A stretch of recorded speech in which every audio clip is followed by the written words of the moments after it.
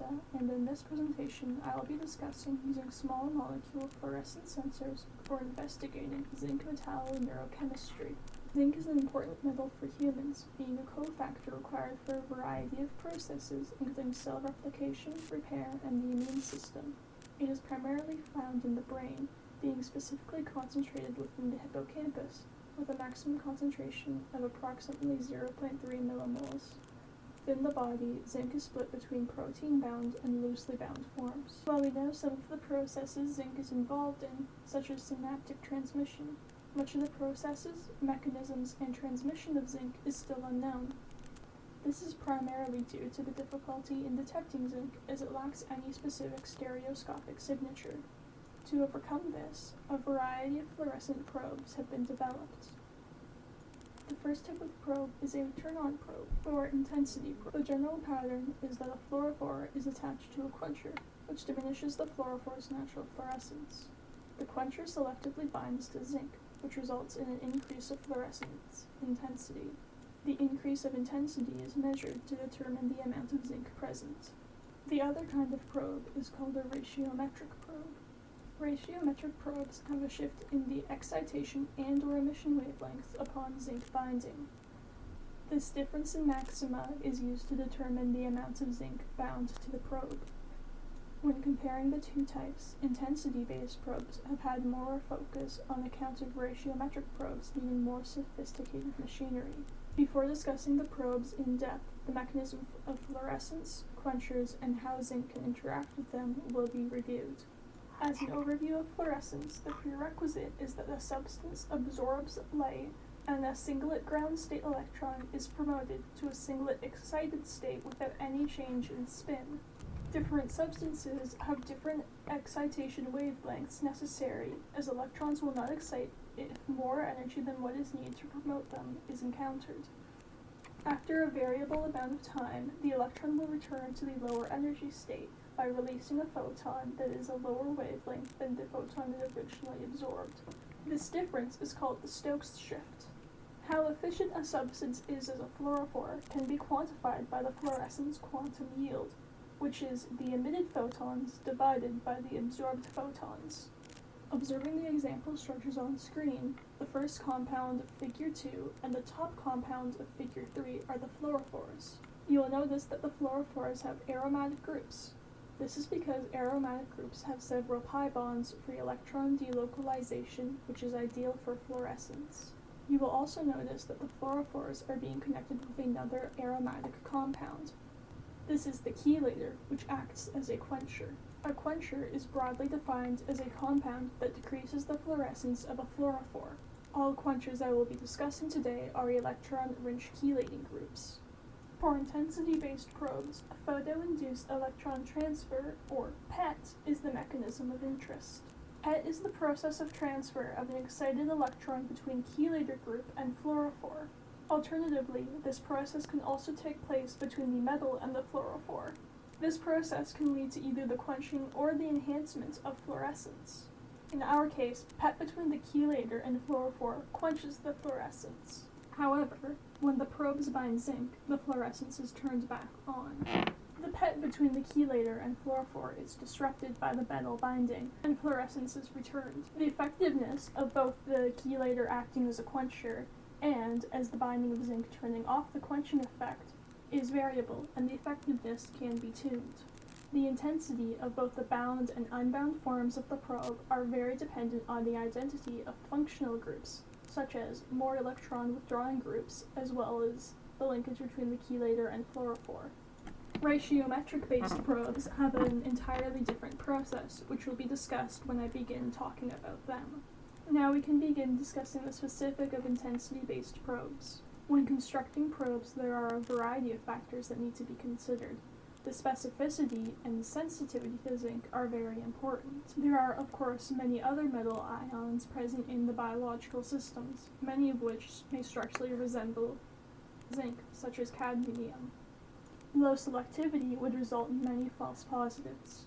For sensitivity, the dissociation constant of the probe with zinc should be around the zinc concentration, because if the probe binds too strongly to zinc, it would be unable to detect fluctuations in the concentration. The excitation and emission maxima peaks are also very important. Ideally, they should be in the visible, near-infrared, or infrared spectrum, as well as a bright peak that is easy to detect. As this will be used on living systems, wavelengths in the UV range are not suited.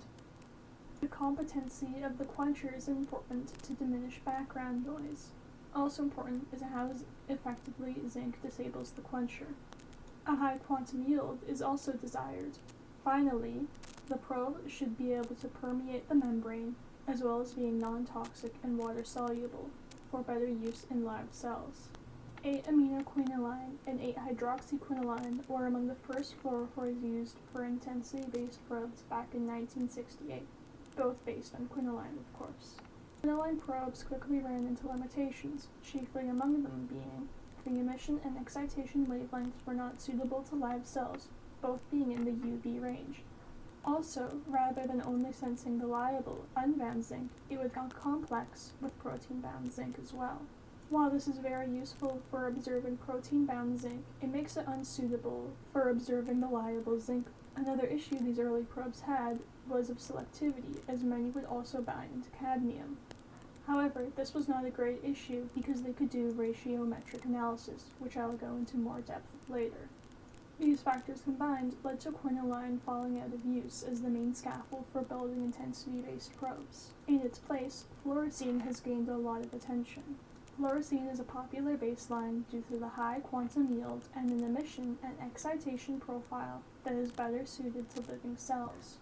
There are many families of probes based off of fluorescent, the largest of which is called the Zinc sensors. On screen are some of the various members. The conserved bright green core is the fluorescent group. You will note the variety of potential functional groups attached to it. The chelator group has much more variation. Each Zinker, or ZP probe, is numbered in order of creation. ZP1, the first, had a large advantage over quinoline probes because of the lower emission and excitation wavelengths, under 490 nanometers, so it could be passively incorporated in live cells. ZP2 improved upon ZP1's poor dynamic range. However, both ZP1 and 2 shared the issue of being very pH sensitive, and having a relatively small change in intensity upon zinc binding. ZP3 incorporates fluoride for a lower pKa, as well as being easier to synthesize. A general rule of thumb for pKa and functional groups was developed, that being that hydrogen will result in a higher pKa than chlorine, which results in a higher pKa than fluorine. ZP4 was the first asymmetric scaffold, and ZP5 through 8 followed that pattern. These probes all focused on electron withdrawing groups on the chelator and the fluorophore to affect the pH sensitivity. In ZP9 and 10, a pyrrole was incorporated within the chelator to increase the affinity towards zinc. Compared to ZP6 or 7, which have a KD of 5 times 10 to the negative 10, the highest of all prior probes. ZP9 has a dissociation constant of 6.9 times 10 to the power of 7, and ZP10 has a dissociation constant of 1.9 times 10 to the power of negative 6. This exploits pyrrole's noted high affinity to zinc in vivo. It is known that disorders that result in an excess amount of pyrroles results in the sequestering of large amounts of vitally needed zinc through excessive binding. Developed concurrent with the early Zinpure probes was another fluorescent-based family, that being amino-substituted fluorescent, or ZNAF. The goal of ZNAF was to mitigate the high background fluorescence of early ZP probes. As it is known that second-degree amino substitutions result in negligible fluorescence due to promoting charge transfer quenching, the amino substitution was chosen. Important to note, upon complexing with a cation, a high level of fluorescence is obtained. This makes ZNAF a very competent switch. However, ZP probes have been able to overcome the issue of high background noise, and are still the most popular. QZ sensors are very interesting as they are fluorescent-based and use aminoquinoline groups as the chelator. They are structurally analogous to ZP4, but have a much higher fluorescence enhancement upon zinc binding by about 42 times, as well as being more sensitive. Boost in fluorescence is because upon zinc binding to the quinoline group, it coordinates with the ring heteroatom and disrupts the pi system. The distortion results in the increased fluorescence. Another advantage is that many other metals have little effect on the quinoline chelator. Aside from quinoline and fluorescein, many other fluorophores have been used as scaffolds to design probes. Some other options include rhofamine, rheosufane, and cyanine, but none have the depth of probes and research as fluorescein. Now, we can talk about ratiometric probes. As you can see on screen, a ratiometric probe compares two images. This makes them very good for accounting for random errors and other factors such as cell movement, the sample thickness, and sensor concentration. An image is taken at the wavelength maxima for both the bound and unbound states of the probe, and then the intensities are compared to get the difference. The majority of zinc-specific ratiometric probes use Zinc or another fluorophore as a base. As I mentioned before, ratiometric probes are rarer than intensity-based probes, partially due to the need for higher-end equipment, but also because ratiometric probes are more difficult to design. Maximas will be different because the binding of the metal alters the electronic structure and deforms the aromatic structure of the probe, which results in the redshift. This phenomenon is often referred to as airy metal van der Waals contact, or AM contact. Also integral to AM contact is electrostatic interactions between the metal and fluorophore. For AM contact to occur, a heteroatom, usually nitrogen, oxygen, or sulfur, must be incorporated within the pi system. To note, AM contact is not the only mechanism that can be used for designing ratiometric probes. When two chromophores are bound, they can partake in what is called Foster resonance energy transfer, or FRET. In FRET, energy is transferred through non-radiative dipole-dipole coupling. It is not as popular for designing probes as it generally requires larger probes that have lower aqueous solubility and membrane permeability. Of interest is a study from 2021 that uses ratiometric principle for a non-selective intensity-based probe. They intentionally made the probe non-selective because they designed it so the degree of redshift is dependent on which metal binds. This is due to the internal charge transfer, so by using ratiometric analysis, the profiles of zinc, copper, cadmium, silver, and lead can be determined from the probe.